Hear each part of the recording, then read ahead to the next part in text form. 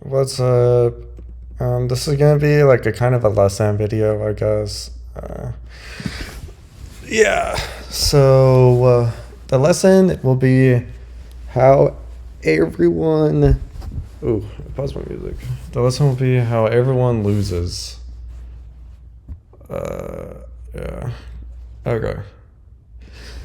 I need to get in a comfy spot to talk. Okay, yeah. To talk and. Alright. So the lesson is everyone loses. And what do I mean by that? Um, yeah, I kind of just pressed the record button, honestly, and I don't want to do double takes. So, where I was going with this is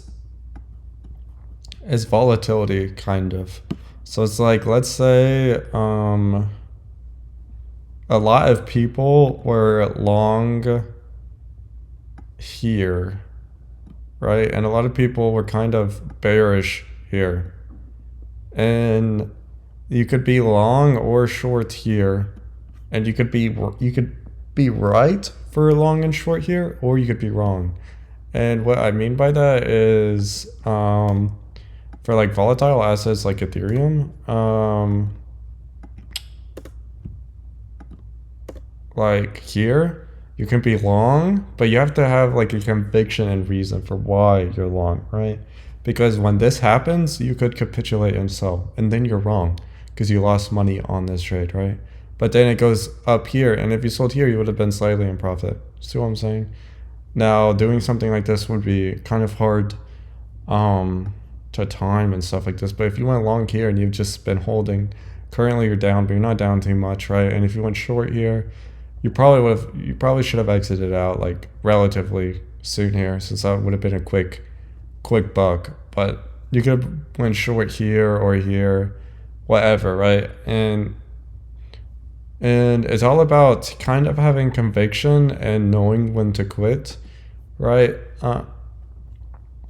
And it's kind of what I'm trying to say is that both sides lose. So it's like if you go long and short, it would kind of think that one person wins, right? You'd be like, oh, it went down, the short person won and the long person lost, right?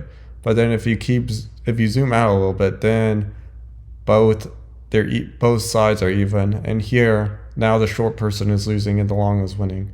But if you zoom out long enough, and if you don't take profits and are too greedy, then the short person is now no longer in profit, right? And they could capitulate and sell here, or the long person could get too scared and then they capitulate and sell here for a loss. So you have a scenario where both sides could actually lose when they go long and short at the same time on the same asset.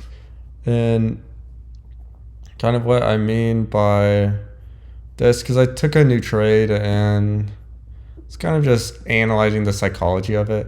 So it's like this is a really good basing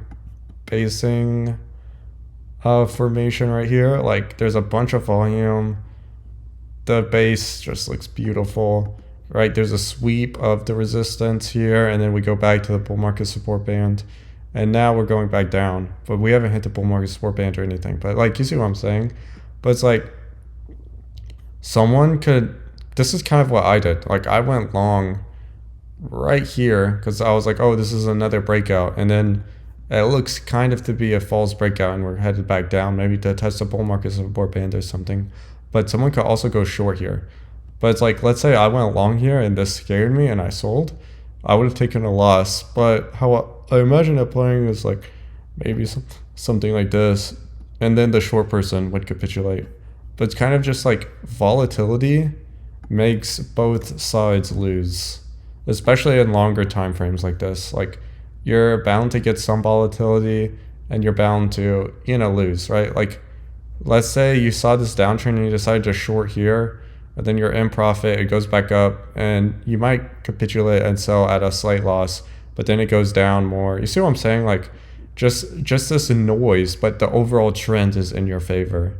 It's kind of what I'm saying. So it's like one of the things that I've been realizing more and more is that not like when people say the majority of people lose, I really do think it's kind of due to volatility, in the sense that you can go long and short here and you can lose both sides. Like you can lose on a short here and you can lose on a long here.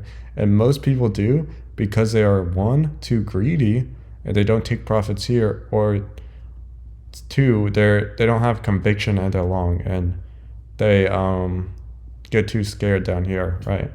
And if like you zoom out, like here, I bought Ethereum at 3,300, I bought it at 2,600, then I bought it at like 1,900, like down here or something, and I could have easily like not believed in the narratives that eventually played out for Ethereum. Like I could have easily just been scared here or here or here, and I've been like, oh, this is just a big bounce, a big dead cat bounce before it goes lower, right? So it's like sometimes you just kind of have to just ignore the volatility and the capitulatory moves and stuff like that, because they will happen and they will try to shake you out, whether you're long or short. Mainly long. I mean, I feel like shorts have to be more calculated plays, honestly, which is why when I'm kind of bearish at the market, I just sit out. I don't really short, because on the off chance I'm wrong, I don't only miss out on gains, I lose also, right? Like, because I sold at like 44.80, like right around here or something, and then I experienced this drop. It felt good, right? And then it went back up and I started feeling FOMO, right? But imagine I went short, right? Then I would have been down money and I would have been feeling FOMO, right? So it's like definitely sitting, like I feel like sitting out 9 out of 10 times is just better than shorting, unless you have a very valid reason for doing so. Like Costco is, I feel like a good short right now, but it's up a lot, right? So it's like there was this pennant and it looked very bearish and then it broke down. You could have easily shorted here, and I feel like this is noise and you could capitulate during this noise. But I do think ultimately it might retest this pennant support and it'll be used as resistance, and then maybe it will keep falling down. But do you see what I'm saying? What I'm trying to get at is, as people lose, no matter if you're long or short, you can easily lose, and you have to have strength in what you believe, right? And I'll kind of switch this to because Ethereum, more like candlesticks that played out for Ethereum. I originally thought that this right here was a diamond top, and it was just gonna like instantly correct down to the bull market support band, which I guess it got pretty close to, but it didn't ultimately tag it, which I feel like it needs to have like some type of mean reversion there. But anyways, this just kind of seems like it's volatility, right? Like I really do think like maybe it could go down here, go up, go down, and then eventually it will make its move up. But like this type of volatility will shake out most people, right? Like even if you're sitting out, so you'll feel scared during this pump, and then if you're in, you'll feel terrible during this drop, right? It makes both sides feel shitty, right? Unless you really know what you're doing on the shorter time frames.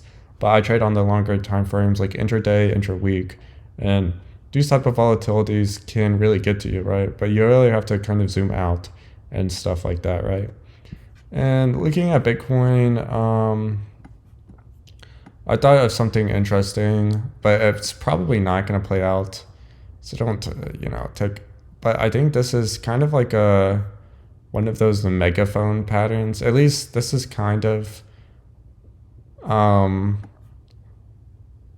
what I've, like, it's not playing out perfectly, but I did think it was kind of interesting. And I think the 50-week moving average is like at a 101K or something. So like right here is 101K. So imagine if Bitcoin dropped to 101K, which is like kind of in this megaphone pattern. And then, we like go all the way back up. And then maybe we break out here. But maybe that capitulates all of Ethereum and alts, back to the bull market support band or slightly below and stuff like that. I thought this was interesting just because there is kind of some confluence with the 50-week moving average being around 101K. And a lot of people think that 108K might be the absolute low, but like let's say it tests the 50-week moving average before its big move up, I do think something like this could play out, and a lot of people might think this drop is like over and we'll have something even worse like this. Um, like it seems plausible just to shake out both the long and short people, because people are gonna short it like right here or here, and they would definitely get caught off guard by this move up. And a lot of people are probably long around here, and that would shake them up. I'm not saying it has to happen, but something like this would be very interesting if it actually did happen, kind of. And the megaphone pattern is pretty like relatively common, so I don't really know. Yeah, that's kind of my idea for Bitcoin. And then obviously drag Ethereum down. Ethereum Bitcoin isn't looking too great, honestly. I guess you can make the argument for a double bottom, but if Bitcoin is actually going to drop here, then Ethereum Bitcoin could technically have bottomed already, because this is probably like a 15% or 20% drop, which would push Ethereum, assuming it has the same ratio, like 15-20% would probably be like around here or something, which would be the bull market support band, right? So I do think it's possible, and like if this happened, it would kind of be good confluence, because the SPY is looking weak and there's a lot of statistics against the SPY right now. I think I talked about one of my statistics, which was like the area risk thing, and basically like right now we're at 670 area, and this has rarely happened before, and the SPY is already 6% above its 20-week SMA. So even if it starts curling down, like this area is probably going to get to like 700, maybe 720 if it starts curling down now, which 720 itself is like 1990s before a mean reversion. And if it doesn't, then maybe we have like another month or two. But I do think it is starting to weaken a little bit, and given the statistic, I really do think the SPY is due for a mean reversion. And then if you look at this was just me playing with the VIX kind of, but if you look at these statistics, the 2-week statistics and the 1-week statistics don't look very good for this.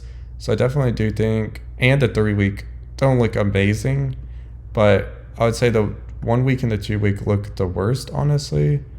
So it's just definitely something to keep in mind. There have been instances of if it's bad, then it's pretty bad. You know what I mean? But if it's good, I guess it's also just slightly good. I don't really know, honestly. Because these statistics kind of point to mixed signals, but definitely the 1 week is pretty bad, and then the 2 week is also pretty rough. I'm not saying a mean reversion has to happen, but if a mean reversion did happen, then that would be like a 5% drop from here.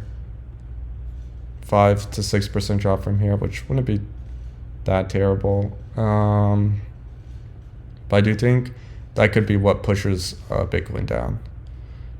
And almost anything could, push the markets down. You have Trump saying God knows what, right?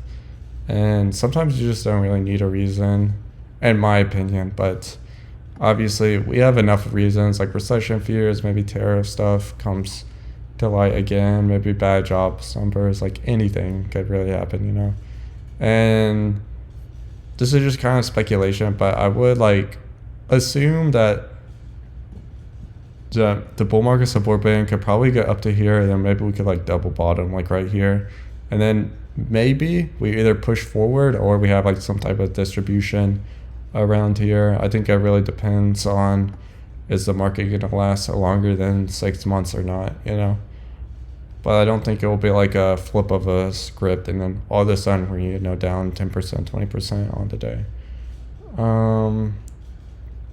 Yeah, that's just kind of what's been on my mind, I guess. And yeah, thanks for watching. Please subscribe, please.